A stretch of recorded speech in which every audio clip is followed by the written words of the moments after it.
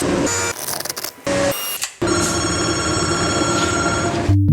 name is Jason Straw. I'm a woodworker and furniture maker. I got into doing furniture about 10 years ago.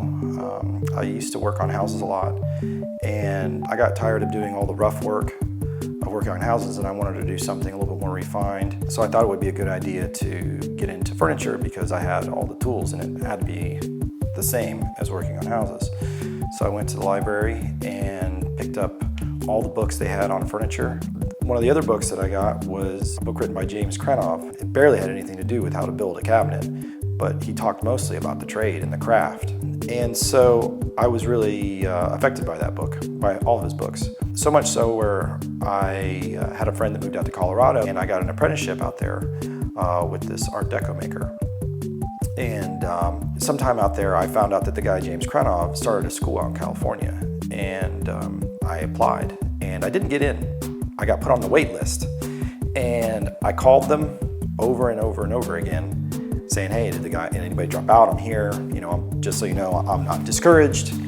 And it worked because they called me when somebody dropped out.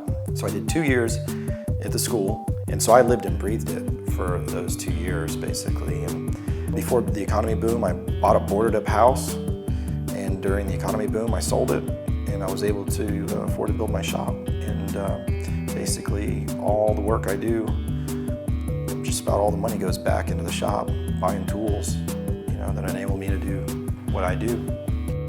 I'd like to think that I have a very nice formal style, and I think different needs dictate different styles, and certainly different budgets too.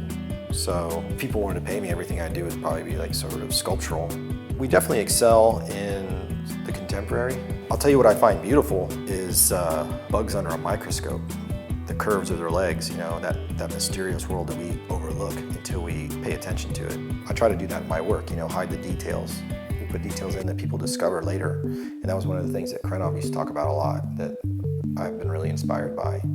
Sometimes it's difficult to slow down and look at those things.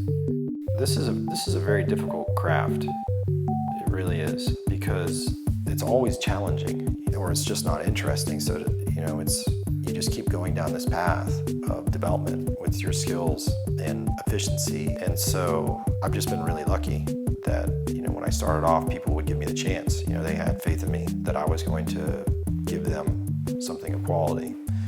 And I really lucked out with the people in my life. The two people that work with me, have been really good.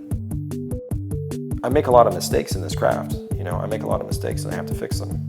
And so, you get this big head on your shoulder like, oh man, I'm so great. I made this thing, it's so beautiful.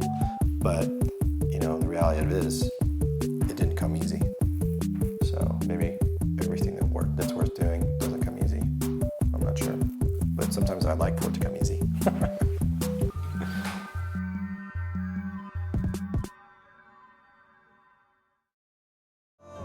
Things are changing really fast right now, but I think my future plans are to build a bigger shop.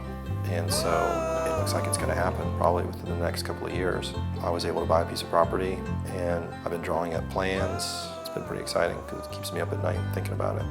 This is already pretty much my dream shop, but my dreams are getting bigger.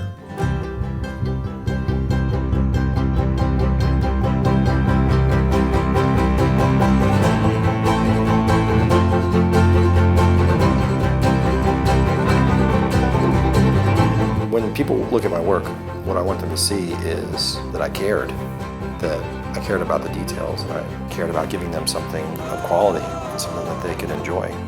That's the most important part at the end of it.